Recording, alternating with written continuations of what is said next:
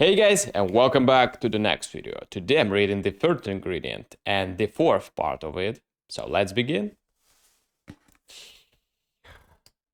Hetty stopped. She did the young man. There was something John of Arkesh, Herculean, and Unaish into look and pose of this shop lady. She had cast off the roles of Job and Little Red Riding Hood. The young man stopped at the foot of the stairs and coughed distract, distractedly. He felt marooned, held up, attacked, assailed, assailed, assailed, levied upon, levied upon, levied upon, saked, saked, saked, assert, panhandled, brow beaten, though he knew not why. It was the look of in Hetty's eyes that did it. In them he saw the Jolly Roger fly to them, must-had, and an able seaman with the dark between his teeth scurry up the red lines. Scurry up the red lines and nail in there.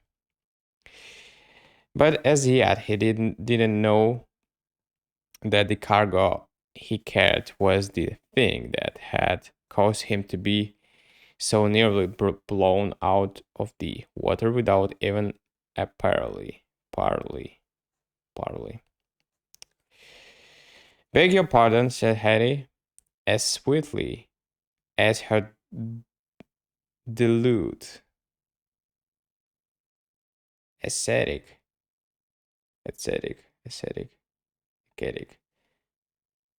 dilute, acid tones permitted.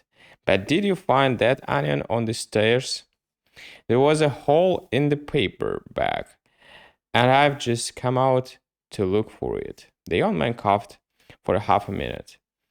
The interval may have given him the courage to defend his own property. Also, he clenched his pungent price greedily, and with a show of spirit, faced his grim wailer. Many words today, guys. No, he said huskily. I didn't find it on the stairs. It was given to me by Jack Bivens on the top floor. If you don't believe it, ask him. I'll wait until you do. I know about Bivens, said Hetty sourly. He writes books and things up there for the paper and rugs man. He can hear the postman guy him all over the house when he brings them thick and wallops back. Say, do you live in the Wallombrosa? No, I don't, said the young man. I come to see Bevan sometimes. He is my friend. I live 2 blocks west. What are you going to do with the onion? Begging your pardon, said Hetty. I'm going to eat it. Raw? Yes, as soon as I get home. Haven't you got anything else to eat with it? The young man considered briefly. No, he confessed. There is no other scrap of anything in my diggings to eat. I think old Jack is pretty hard up for grub in his snack too. He hated to give up the onion, but I warned him into parting with it. Man, said Hetty, fixing him with her world sapient eyes, and laying a bunny but impressive finger on his sleeve. You've known trouble, too, haven't you? Haven't you? Lots, said the onion owner promptly. But this onion is my own property, honestly. Come by. If you will excuse me, I must be going. Listen, said Hetty, paling, paling a little with anxiety.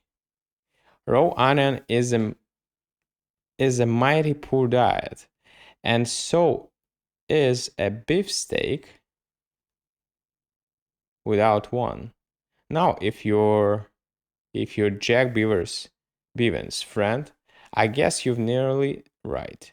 There is a little lady, a friend of mine, in my room there, at the end of the hall.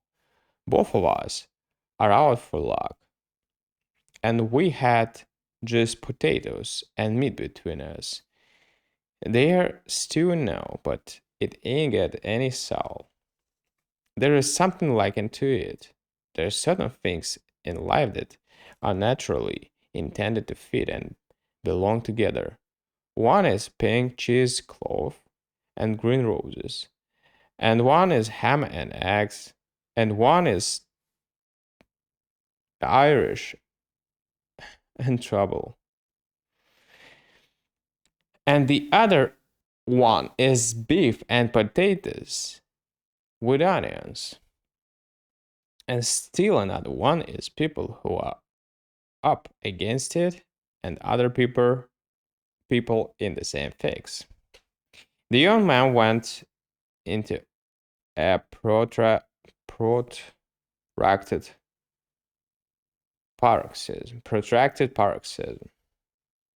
remember this, of coughing. With one hand he hugged his onion to his bosom. No doubt, no doubt, said he at length. But as I said, I must be going because. Hetty clenched his sleeve firmly. Don't be a dago, little brother. Don't eat raw onions. Chip it in toward the dinner and line yourself inside with the best stew you ever licked a spoon over. Must two ladies knock a young gentleman down and drag him inside for the honor of dining with them. No harm shall befall you. Little brother, loosen up and fall into line. The young man's pale face relaxed into a grin. Believe I'll go you, he said, brightening.